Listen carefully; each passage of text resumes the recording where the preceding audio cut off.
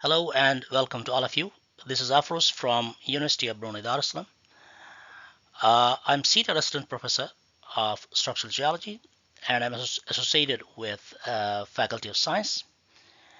And I'm very happy to interact with you and to share the research that we do at University of Brunei Darussalam about earthquake hazards and in South and Southeast Asia and how they are related to the Sustainable Development Goals and what are the challenges and what are the opportunities.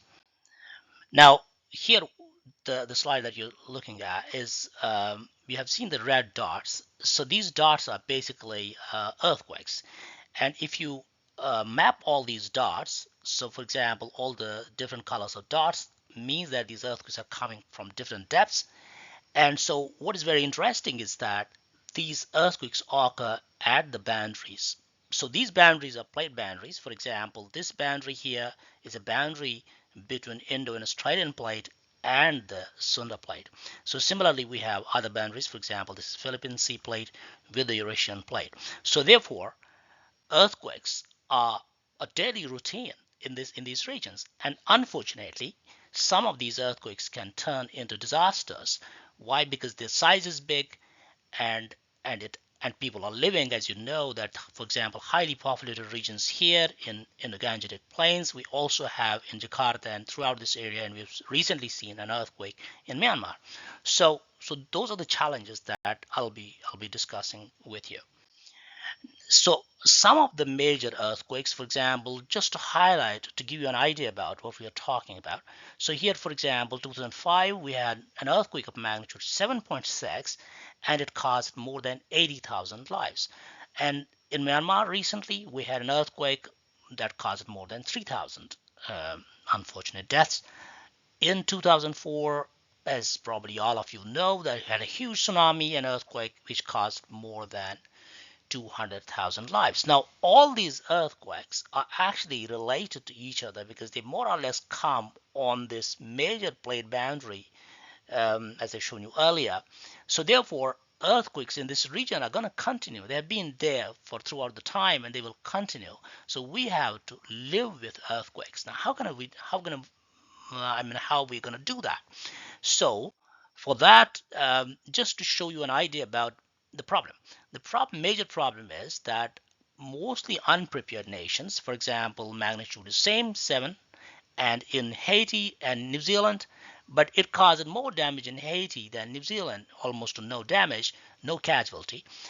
So therefore, it tells you the scale. Those nations which are not prepared for multiple reasons um, suffer more. So therefore, we have to concentrate on nations that suffer more. So, for example, we should be helping Haiti to build its infrastructure and to build the resilience towards earthquakes. Similarly, for example, in South and Southeast Asia, we have many regions where earthquake hazards are actually causing more problems. Now, so therefore, our goal is the research that we're doing. The goal is to safer and more resilient communities throughout the world, mainly in South and Southeast Asia, where we concentrate our work. So, to align earthquake risk reduction with sustainable development goals, we have to build a resilient infrastructure that withstands seismic shocks and protect lives. Enhance disaster preparedness and early warning system to minimize casualties. Integrate seismic risk reduction into policies. This is very, very important. Education and planning to ensure long-term sustainability and resilience. So here we have to, how we're going to do it is to improve the seismic hazard mapping, which we're doing. Many people are also doing in other parts of our colleagues, and so we're working on that. Enforce earthquake resilient building codes, which has to be done in consultation with the administrative, the administration of a country. And then also, we are saying that, and particularly I have been pushing for this, that we need to have an established United Nations Forum for earthquake hazards. So hopefully this is going to happen. We have one for climate, but we don't have for earthquakes. And advanced scientific innovation and community engagement, particularly giving scholarships for people who are coming from that particular region, for example, Indonesia, Myanmar, the Pakistan, India, which are directly getting involved with these earthquakes, so we can give them more opportunities so that they can learn about how to live with hazards. And so the goal is, as I said, safer and more resilient communities. It also is directly related to Sustainable Development Goal 9, 11, 13, and 17. Thank you for your time and have a great day.